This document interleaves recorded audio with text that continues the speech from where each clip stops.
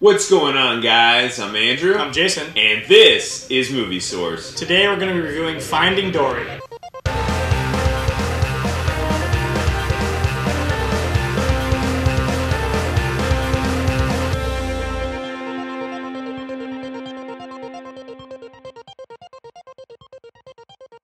So Finding Dory is the sequel to Finding Nemo, a film I love so much, so I was very happy to hear they were coming out with a sequel. It's directed by Andrew Stanton. He also directed Finding Nemo as well, so I was actually very happy to hear that he was coming back as well. One thing I was worried about coming into this film is, even though I loved Dory so much in the first film, I was wondering how she could carry a film on her own because she was such a strong supporting character, so I was wondering how that was going to go from her now becoming the lead in this.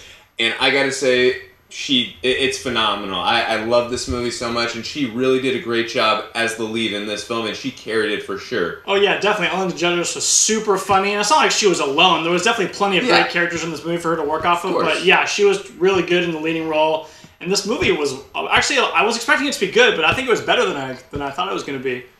Yeah, no, for me, again, I don't know, like, I was just hoping, I wasn't expecting it to be better than Finding Nemo, and I don't think it was better than Finding Nemo. I was just hoping... Close, though. Yeah, I was just hoping it would be somewhere around that level, just around as good, somewhere in there. It was for sure, it lived up to, and it was for sure a worthy sequel. So, you know, again, they had taken a long time to make the sequel, so that was another thing I was worried about. But again, it was for good reason. They had a good story, and I'm glad that they waited this long to tell this good story, because I really enjoyed this.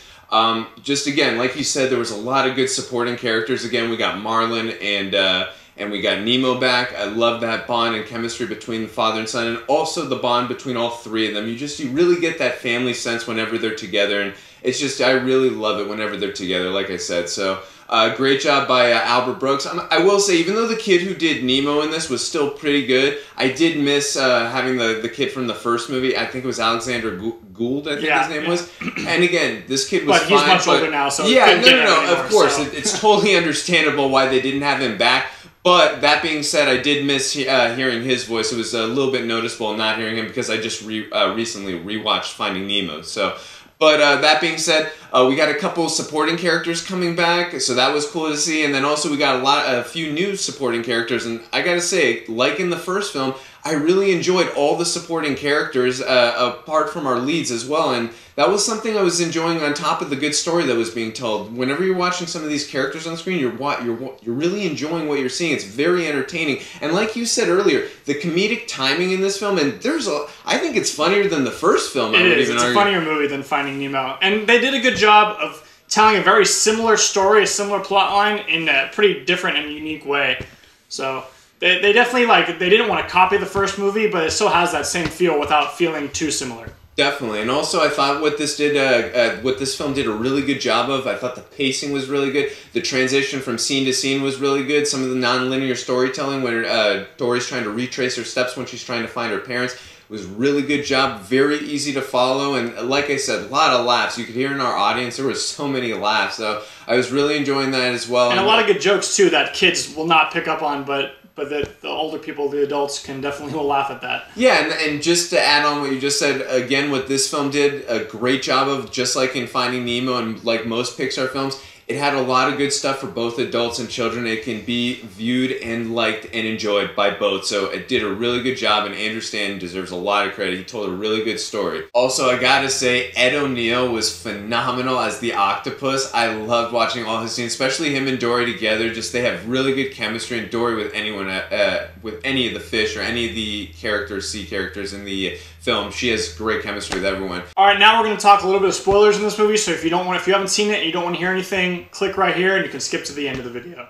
One little issue I had at the end, again, I know it's a little, you suspend your disbelief for this film, but it was asking me to do a little too much when the whole scene where... the octopus was driving a truck? Yeah, that was a little too... And again, it was visually, it was really cool to watch it. It was very entertaining. And it was funny, too, at the end when they kind of dive that song, the song, yeah. It was so funny. No, it was very appropriate there, but that was the one moment where you're like, okay, this is a little bit unbelievable, too, even in a Disney movie. Yeah, and again, we know that And there's a lot of unrealistic moments throughout the film where Dory's... But this is a little much with driving a freaking truck by an octopus. But that being said... Nothing that ruins the movie. Yeah, no, it doesn't... Kind of it doesn't ruin the moment. Exactly. Just, it's asking you, again, to suspend your disbelief a little too much. But that being said, I did enjoy... Visually, it was fun to watch. The song was really good. One thing I would have thought that it would have been a little better for the scene...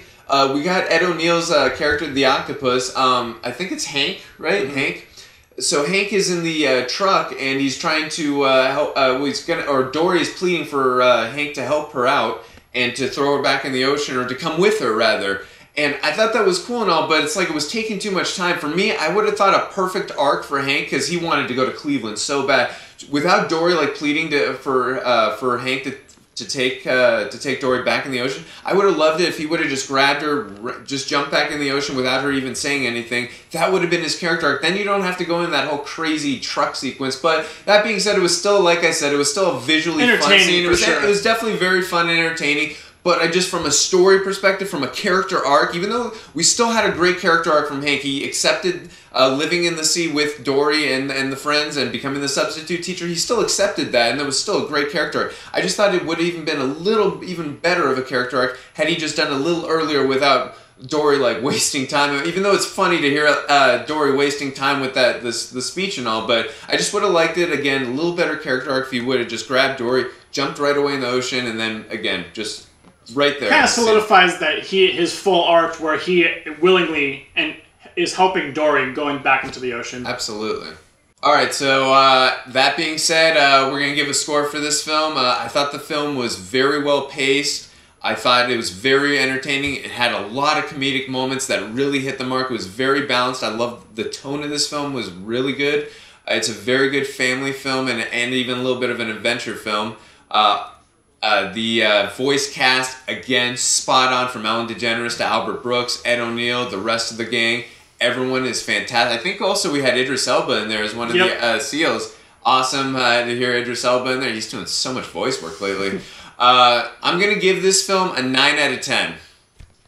Yeah, you hit it pretty much on the head. It's a really good movie, really funny. Funnier than the first one. Maybe not quite as good of a story, but still pretty much on par. Great for kids, great for adults, for the whole family. I'm also going to give it a 9 out of 10.